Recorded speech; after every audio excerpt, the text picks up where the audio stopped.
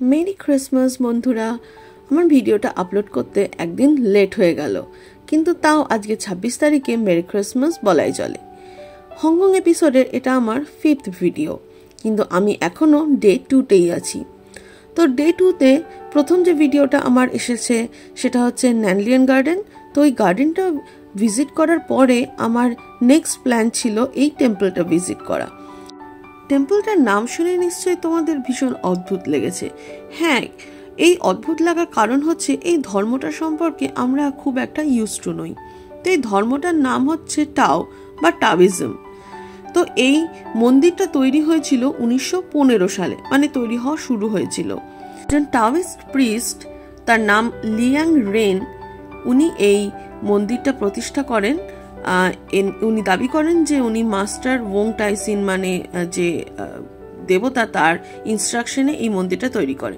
তো ইনিশিয়ালি মন্দিরটাতে একটা herbal clinic ছিল, আর তারপরে আরো মন্দিরটা বড় হয় এবং নানা রকম ওদের টাওইস্ট দেবতাদের স্থান পায়।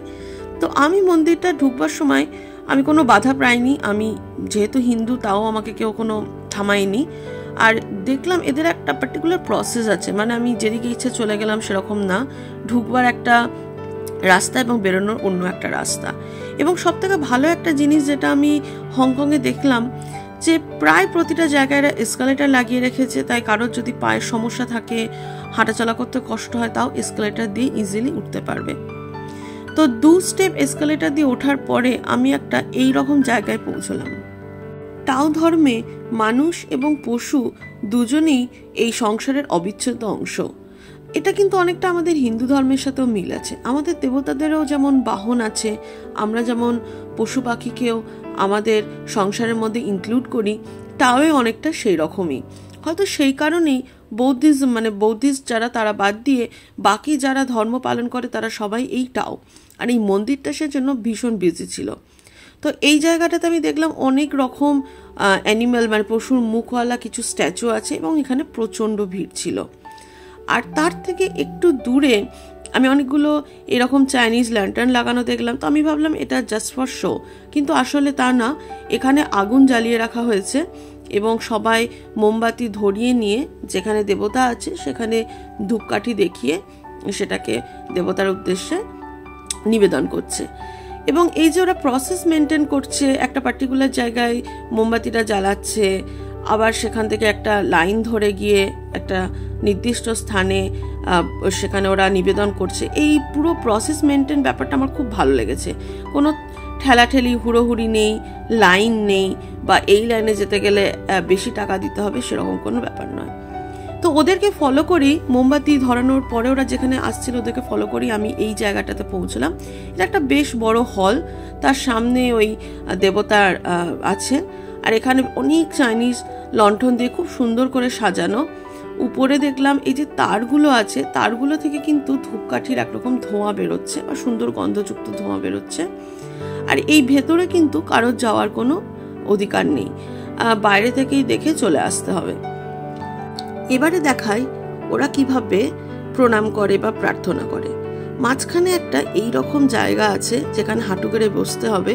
আমি এই সামনে কালো টি শার্ট পরা ভদ্রলোককে একটু নোটিস করছিলাম। তো উনি বেশ কয়েকটা স্টিক একটা কোটোর মধ্যে নিয়ে এইভাবে নড়াচ্ছিলেন। তো কিছুক্ষণ পরে একটা স্টিক পড়ে গেল এবং সেই স্টিকটা নিয়ে উনি চলে গেলেন। সেটা বোধহয় ওনার ভালো লাগ বা কিছু একটা থাকবে, মানে সেটা কি আমি দেখবার সুযোগ পাইনি। এই মেন যে চত্বরটা সেটার পাশেও আরেকটা ছোট মন্দির আছে যেখানেও ধূপকাঠি দেখানো হচ্ছিল। এরপরে আমি আমার নেক্সট যে জায়গাটা আমার যাওয়ার কথা, গুডউইশ গার্ডেন, সেটা কিন্তু এই মন্দিরের সাথেই লাগোয়া একটা গার্ডেন। তো সেইটার উদ্দেশ্যে আমি রওনা হলাম। গুডউইশ গার্ডেনে ঢোকার যে গেটটা সেটা সামনে গিয়ে বাঁদিকে, আর তার আগে আমি একটু ক্যামেরাটা ঘোরাটি দেখতে পেলাম ওই তো যেদিক দিয়ে আমি ঢুকেছিলাম সেই জায়গাটা, তার মানে আমি প্রায় ঘুরে এলাম। A few moments later. টাওইস্ট ধর্মের সাথে যুক্ত যেটা নাম হয়তো আমরা শুনে থাকবো সেটা হচ্ছে ফেংশুই। তো এই ফেংশুই মতে যা কিছু ভালো, কোন দিকে কি রাখলে শুভ বা অশুভ সেরকম মানার প্রথা মেনেই এই গুডউইশ গার্ডেনটা তৈরি।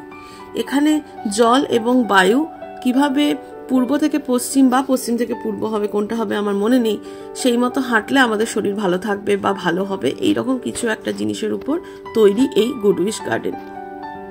আমার কাছে কিন্তু এইটা শুধু একটা ঘুরবার জায়গা।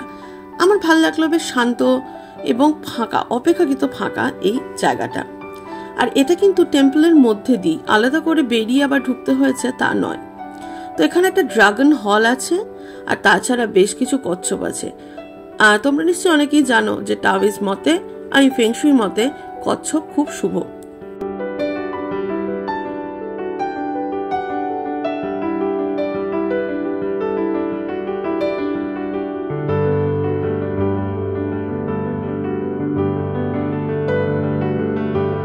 এখানেও আমি এরকম রং বেরঙের মাছ দেখলাম, যেটা আমি এর আগে ন্যানলিন গার্ডেনেও দেখেছি। এই মন্দিরটার কিন্তু এই পুরো এলাকাতে একটা বিশেষ প্রভাব আছে। মানে যখন এই মন্দিরটা এখানে তৈরি হয় তখন কিন্তু হংকং এতটা বড় হয়নি, বা এর আশেপাশে তখন কিছুই ছিল না। তাই এই মন্দিরটা তৈরি হওয়ার পর এখানে হসপিটাল, পড়াশুনোর মানে এডুকেশনাল সেন্টার সমস্ত কিছুই আছে। এমনকি মন্দিরটার বাইরে এই মন্দিরের নামে একটা শপিং সেন্টারও আছে।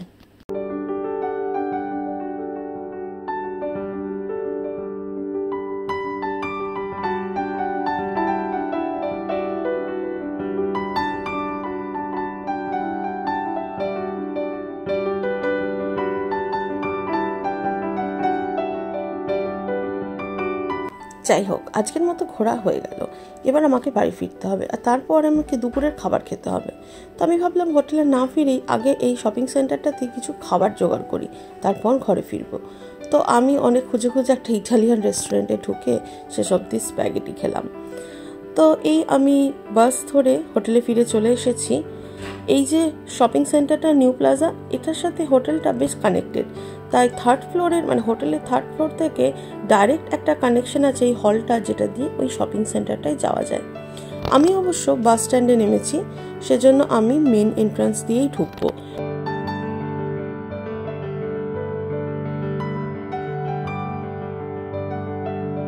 তো চলো এই হোটেলে ঢুকছি, আর হোটেলের কেমন ঢুকবার সময় কিরকম ডেকোরেশন দেখিয়ে দিই।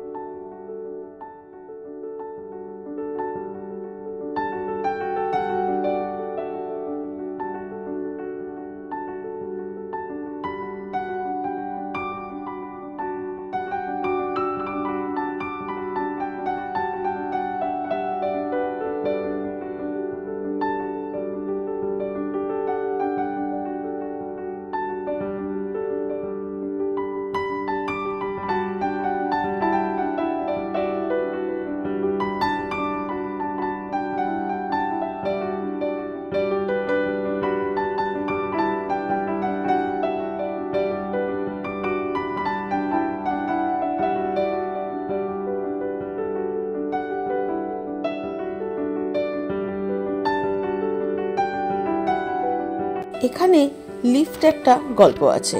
আমি যদি নাম্বার প্রেস করি তাহলে কিন্তু নেবে না, যতক্ষণ না আমি আমার ঘরের যে কার্ডটা সেটা এখানে সেন্স না করাবো। তো আমি কার্ডটা সেন্স করি, 5 টিপে দিলাম, কারণ আমার 5th ফ্লোরে, আর এই আমার লিফট উঠতে শুরু করেছে। এই আমি রুমের কাছে পৌঁছে গেছি। আমাকে আবার ওই কার্ডটা একবার সোয়াইপ করিয়ে বা সেন্স করিয়ে ঘরে ঢুকতে হবে। এই আমি ঘরে ঢুকে পড়লাম। ঘরে ঢুকে তো আমি অবাক, কে বসে আছে মাঝখানে?